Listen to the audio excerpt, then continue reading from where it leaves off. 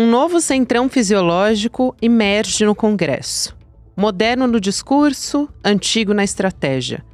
É aliado no cargo, mas opositor na prática. Seus nomes ocupam ministérios, mas votam para derrubar o governo. A derrubada do decreto do IOF foi o exemplo mais simbólico. A pauta foi incluída de surpresa por Hugo Mota. Uma manobra que foi vista como traição no Palácio do Planalto. Mota age como chefe de uma nova oposição disfarçada de base.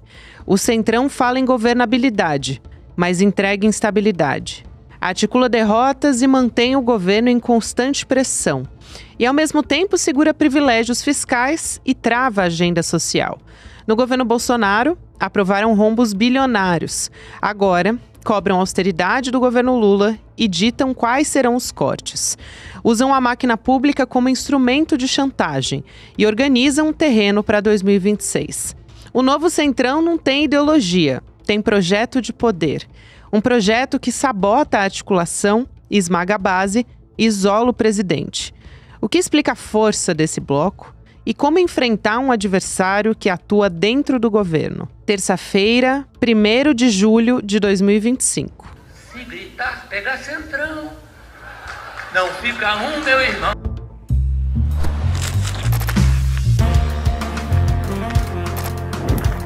Sou a Gabriela Varela, esse é o podcast Detalhes, e aqui mais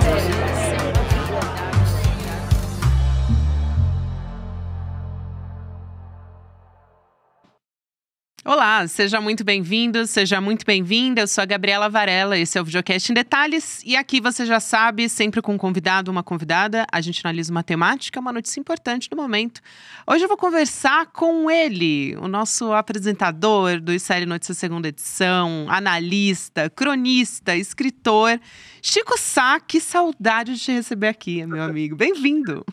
Opa, estamos aí, começando a semana com essa história enrolada de orçamento, meu Deus do céu. Mas vamos tentar entender e explicar aqui para a nossa audiência como é que está esse rolo lá em Brasília, mas, na verdade, no país inteiro, né, Gabi? Porque é um assunto que se espalha, é um assunto que tem repercussão na vida de todas as pessoas, então vamos tentar entender juntos aqui a questão. É isso, é muito bom a gente falar sobre o peso que isso tem na vida das pessoas e também tentar olhar um pouco para esse novo centrão, né? Porque a gente teve uma manobra inédita numa união do Hugo Mota, né, presidente da Câmara, com o presidente do Senado, o Davi Alcolumbre, que se fazia ali, queria se fazer de muito aliado do governo Lula, estava fazendo viagem junto, dialogando, tirando fotos junto, enfim. E é um centrão fisiológico, né? Mas talvez com características novas, Chico. É uma oposição disfarçada de base. Eu acho que você traz ali na sua coluna, recomendo muito que as pessoas entrem lá em slnoticias.com.br para ler a coluna do Chico Sá. E o título é: O Centrão de Hugo Mota rasgou a oração de São Francisco. E você vai poder explicar muito melhor do que eu de como essa frase, né, do é dando de que se recebe, que é o trecho da oração, foi totalmente deturpada. Acho que para a gente começar a nossa conversa, a gente pode partir por aí. Boa, Gabi. Não, você colocou muito bem. Quem estava acompanhando apenas a galeria de fotos do Hugo Mota, do Alcolumbre, presidente da Câmara e presidente do Senado, com o governo, né, com o Lula, principalmente, dava a entender que estava no clima da maior paz e amor, né? Foram para o Japão junto, parte foi também para a China, então você tinha ali uma ideia de que estava tudo ok entre governo e a chamada base aliada entre governo e Congresso. Só que vem essa votação do IOF e aí a realidade se impõe, né? Acontece uma tremenda rebelião no Congresso. Hugo Mota não cumpre nem nada do que havia acordado, né, do que havia combinado com o ministro Fernando Haddad, nem com o governo, nem com o Lula, né, o chefe do executivo, e a gente viu essa derrota pesada, uma derrota que tira o poder de sustentação do governo e, assim, que tem um cheiro, né? Tem todo um cheiro de campanha eleitoral antecipada. Ou seja, a turma do Hugo Mota resolveu dizer, olha, se você acha, Lula, que vai tocar o governo como quer, fazendo todos os programas sociais, tocando saúde e educação como quer, e levar isso para 2026, você está enganado. Vamos tentar te atrapalhar e tentar tirar uma grana aí dos recursos do orçamento para que você chegue em 2026, mas chegue ali meio enfraquecido, sem esse poder que está hoje. Então, eu acho que, em resumo, foi isso que a gente viu, Gabriela. Desmentindo até a ideia, você falou da oração de São Francisco, a coluna é porque o princípio, né, a origem do Centrão, aí a gente está falando do final dos anos 80, começo dos anos 90, toda a religião do Centrão era baseada na oração de São Francisco, principalmente naquela parte que diz dano que se recebe, ou seja, se o governo libera emendas no Congresso, ele recebe de volta boas votações. Só que essa história valia lá atrás, viu? Lá no tempo do começo, digamos, do Eduardo Cunha. Depois de emendas impositivas, orçamento secreto, adeus. O governo está sofrendo derrota atrás de derrota no Congresso Nacional. Muito bom, Chico. Eu lembrei até o Marcos Nobre, né, que é um excelente cientista político, ele estuda o Centrão há muitos anos. E em 2023 ele fez uma coluna também, escreveu um texto ali analisando lá na revista Piauí, traçando assim, dois centrões diferentes, né? Um que ele chama de Centrão sem medo, que é aquele que não tem receio de ser base de apoio em qualquer governo, seja ele inclusive de extrema direita, porque a gente estava falando de um centrão aliado do governo Bolsonaro, e o outro seria um centrão relutante, que é aquele que tem receio de aderir ao governo de extrema-direita, né? Agora, e até ele chama também de centrão carcará, né? Porque pega, mata e come. Eu acho que a gente tem até, talvez, uma nova formulação de centrão, né? Porque a gente não tem a extrema-direita no poder, mas eles já estão ali tentando se aliar a um bolsonarismo de garfo e faca, que é o Tarcísio de Freitas, e dar rasteira no próprio governo que se aliou. Quer dizer, é uma coisa nova, talvez, que a gente esteja testemunhando, né, Chico? Gabriel, sem dúvida. Eu Centrão do fim do mundo, será? O centrão do apocalipse, né? Porque é um centrão que não depende mais, por exemplo, de ter ministérios do governo, pouco importa, tanto que você vê, o centrão tem ministérios e isso não interfere em nada nas votações. Por quê? Porque mudou o modelo. Quando o Eduardo Cunha começa ali com a Dilma enfraquecida a mudar o modelo, depois o Arthur Lira entra com o orçamento secreto, que vem com todas essas novidades de emendas impositivas, emendas PIX, desmantelou a ideia de que para ter voto, para ajudar o governo, os partidos precisavam de ter ministérios, ocupar cargos. Agora, o Centrão é dono do negócio, né?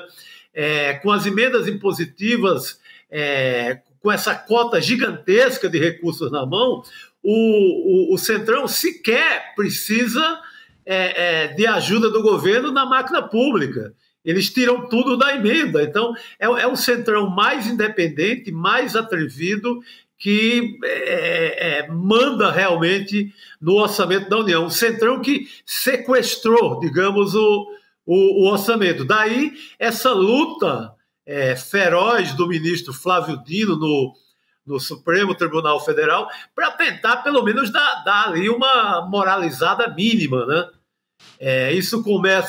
Essa tentativa de moralização começa no ano passado, quando o PSOL entra no Supremo com uma ação para dizer, opa, a farra foi longe demais. Hoje o governo não manda mais, o Poder Executivo não manda mais no orçamento. O orçamento está todo na mão do Centrão no Congresso. Então, a partir do ano passado, o Flávio Dino pega esse caso no STF e tenta, pelo menos, dar uma moralizada mínima na história. Tem enfrentado, né, toda essa fúria e essa fome sem fim do Centrão, mas veremos ainda um grande duelo, uma grande confusão daqui para frente. Com certeza. E aí a gente tem, já que você falou de emendas parlamentares, eu acho que vale a pena dar uma olhada também como é que está o movimento nas redes sociais, que está criticando o Centrão, né? O nosso analista de redes, o Pedro Barciela, que é genial, ele mostrou que no mês de junho, 92% das cerca de 3 milhões de citações ao Congresso foram negativas. E aí ele explica, né? Ele diz, principalmente por medidas impopulares, gastos públicos excessivos, percepção de conivência, alinhamento com interesses de elites econômicas e o mote Congresso inimigo do povo, trazendo, então, uma explicação do próprio Barciela. Tem até uma hashtag, né, Chico? Congresso inimigo do povo, que está circulando. Tem aquele vídeo do Hugo Motta bebendo direto da garrafa de uísque, aí muita gente fez um meme ali colocando uma tarja como se ele estivesse bebendo das emendas parlamentares. Enfim, isso está rodando muito. Aí, no meio de tudo isso, vai ter uma reunião do Hugo Motta que está marcada, a gente está conversando na segunda-feira à tarde, está programado para acontecer esse jantar com o João Dória e outros 50 empresários à noite, e que também está queimando muito a imagem do Hugo Motta, né, do próprio Hugo Motta, e também da imagem do Centrão como um todo, né, Chico? Até pode ser por isso que cancelou aquela ida ao STF para falar sobre as emendas parlamentares, né? Ah, sim, tanto o Hugo Motta quanto o Alcolumbre haviam prometido presença, né, naquela reunião do Flávio Dino com entidades, com 30 entidades do Brasil. Ali você tinha entidades jurídicas, entidades que fiscalizam o orçamento, mas eles pularam fora, viram que não estava pegando muito bem esse embate, né? Porque ali eles iam colocar a cara como defensores dessas emendas que normalmente são emendas muito suspeitas, Gabi, normalmente não chegam onde deveriam chegar, ou seja, não beneficiam o povo lá na ponta, lá no seu pequeno município. São emendas quase sempre envolvidas com alta cota de corrupção. Então, eles pulam fora da reunião e hoje o Hugo Motta tenta juntar ali o PIB nacional numa rebelião na casa logo do João Dória, né, que sempre foi ali representante da turma do dinheiro aqui em São Paulo, mas o certo é que vai ficando cada vez mais claro as duas turmas dessa briga, né? De um lado você tem o governo tentando fazer valer o seu poder, o governo tentando explicar que está num desespero para fazer uma certa justiça tributária, e de outro você tem essa rebelião do PIB brasileiro, essa rebelião da turma do dinheiro, e logo na casa de quem? Né? Na casa do João Dória, tentando impor mais gastos ao governo. Essa peleja a gente vai acompanhar muito de perto, mas o termômetro dela é o que temos agora em rede social, que é esses 92% de menções negativas à turma do Hugo Motta. O ideal para o governo, o ideal para nós todos seria que essa tendência seguisse, né, esse desgaste do Hugo Motta, esse desgaste do Congresso, que é uma entidade que já não tem lá muita popularidade, né, que não tem muito apoio popular, é sempre muito associado a desmandos com o dinheiro público. Então, a tendência, eu acho que cada vez mais que o Hugo Motta busque esse tipo de interlocutor, como o João Dória, né? Eu acho que tende esse número, esse índice negativo tende a subir. É bom isso porque a gente consegue também bater essa informação, tanto da impopularidade das redes sociais, como também de doações, por exemplo, né, poupudas doações de empresários para o partido do Hugo Motta, que é o Republicanos.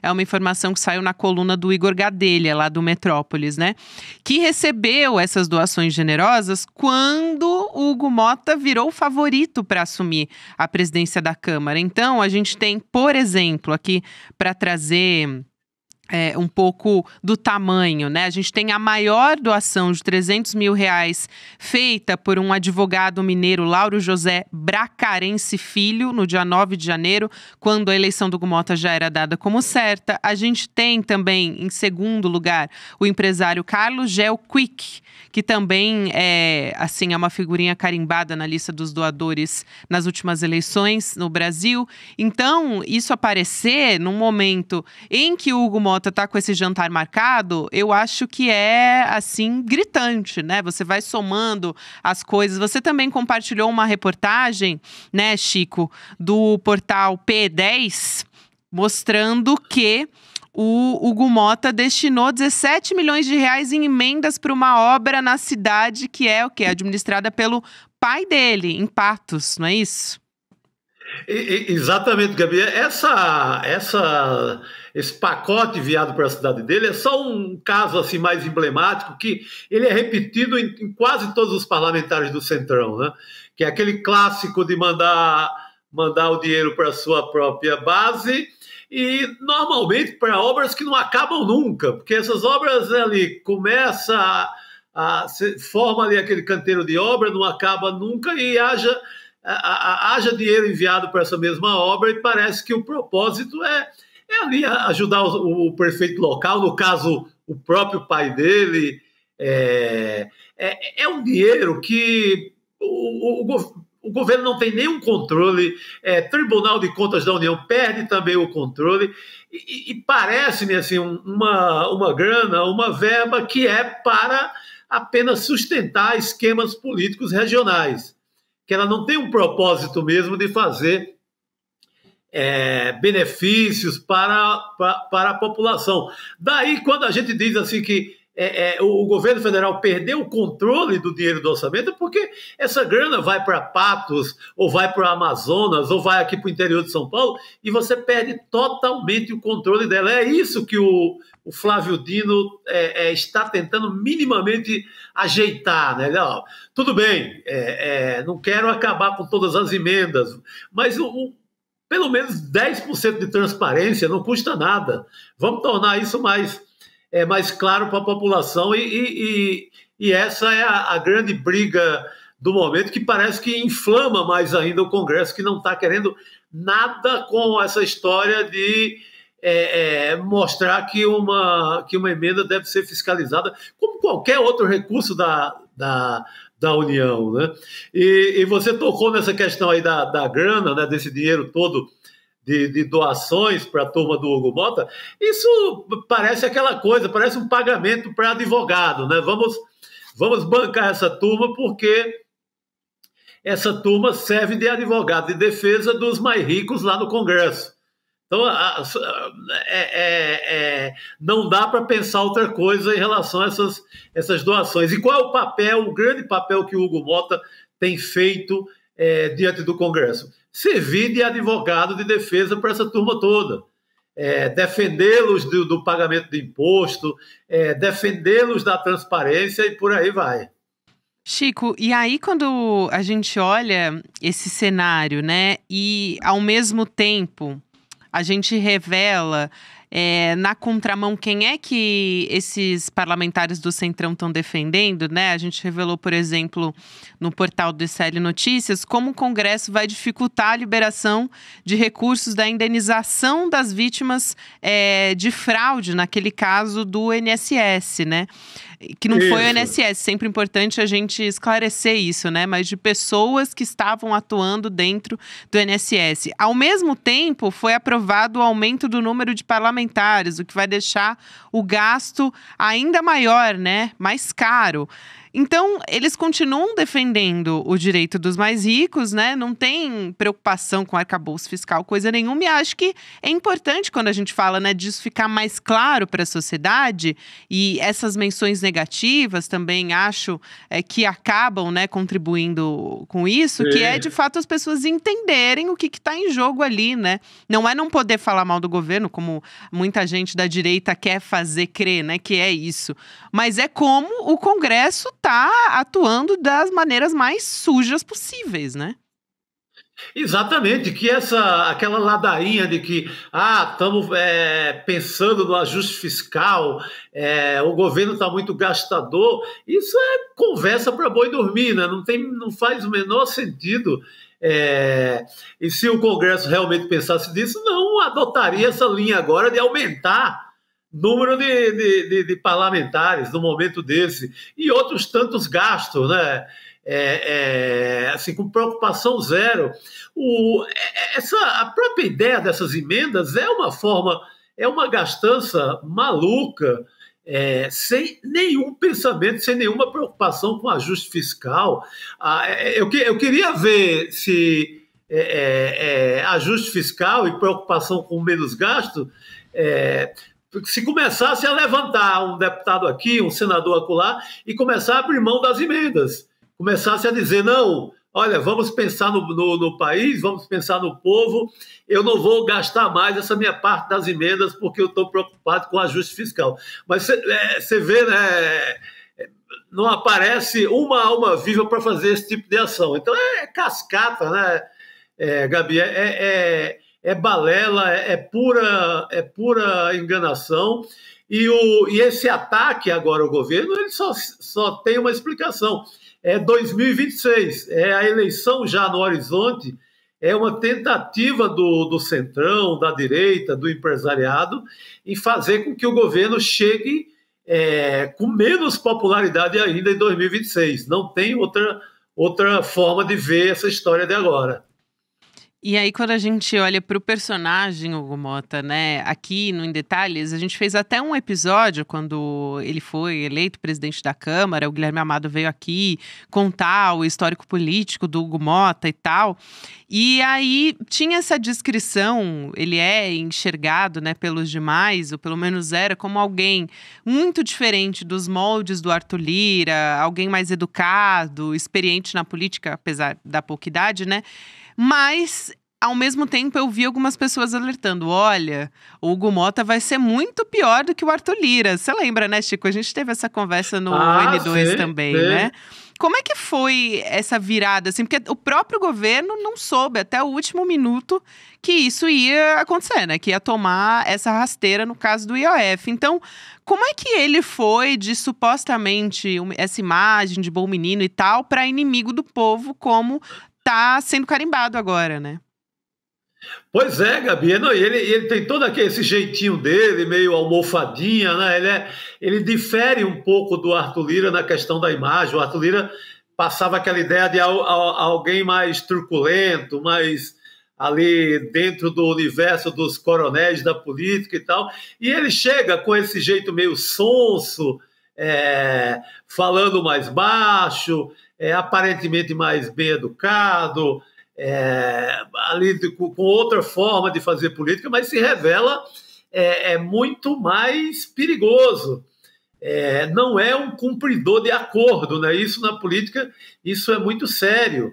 Ele tinha fechado o acordo com o Haddad, o acordo com o Lula, e aparece assim, na véspera da votação, em rede social, anunciando a pauta do Congresso, a votação dessa medida do IOF, em rede social, na véspera do acontecimento, então provando que é sorrateiro, que ali que é mais perigoso do ponto de vista de transparência nas suas ações. Sim. Quando o Haddad fala que foi surpreendido, não é exagero, ele realmente não sabia o que estava acontecendo. Ele tinha vindo do acordo com o Hugo Motta de que a medida do governo de arrecadação do IOF passaria a valer e salvaria o governo nesse momento.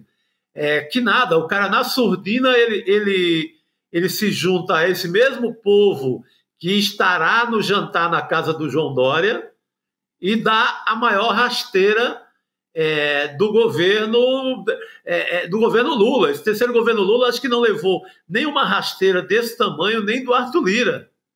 Então, ele se revela um presidente da Câmara que não cumpre acordo. Vai ser difícil a relação daqui para frente, exatamente por isso, porque o Lula talvez não confie mais em nenhum acordo feito com o Hugo Mota.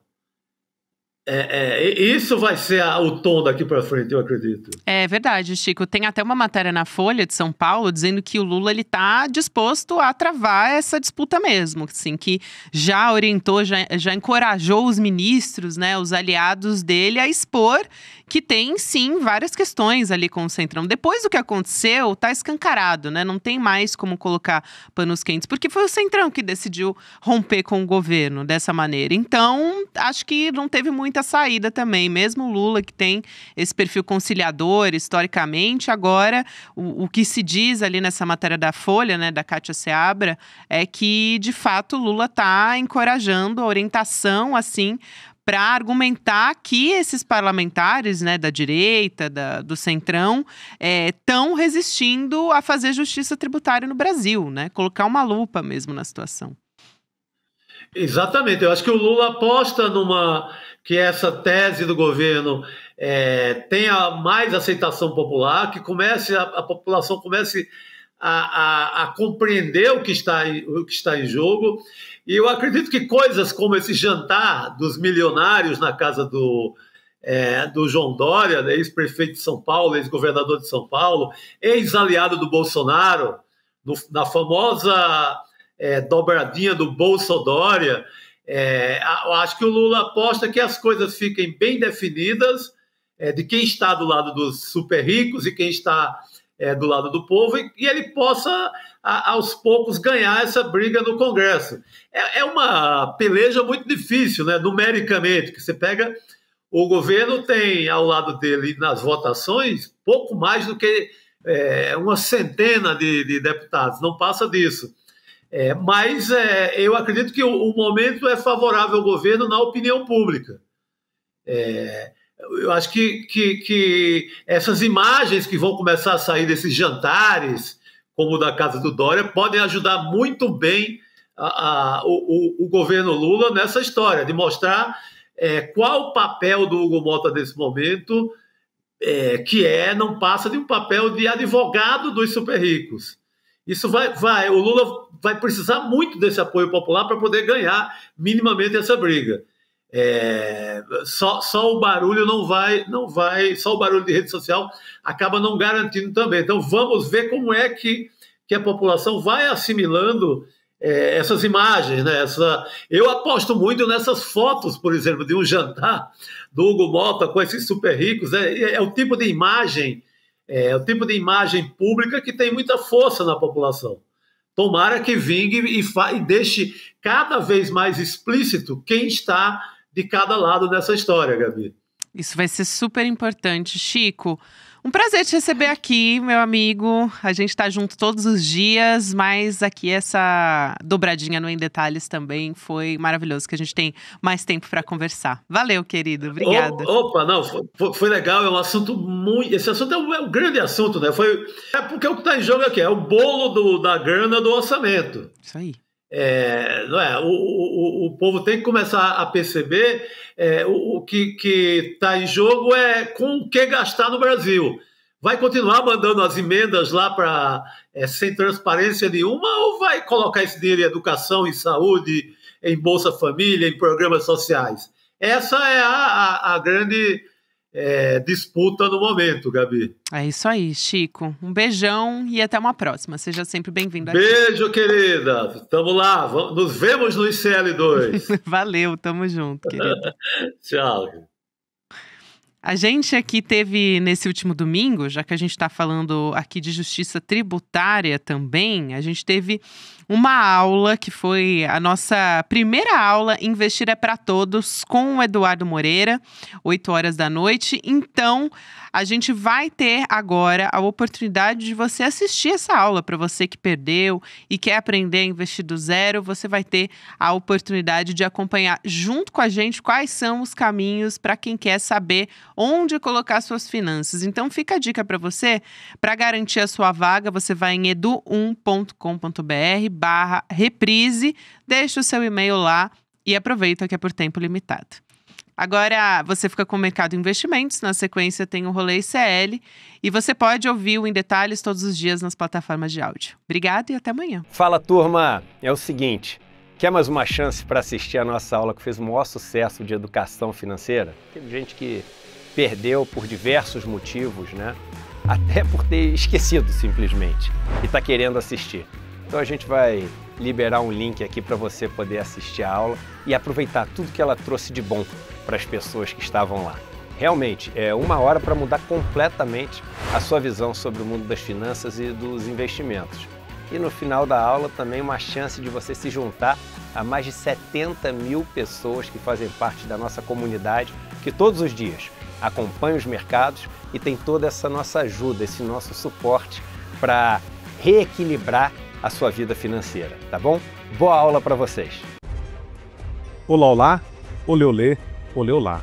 Eu sou o Lindener Pareto, historiador, e tenho um convite especial para vocês para acompanharem o Provocação Histórica aqui nos canais do Instituto Conhecimento Liberta.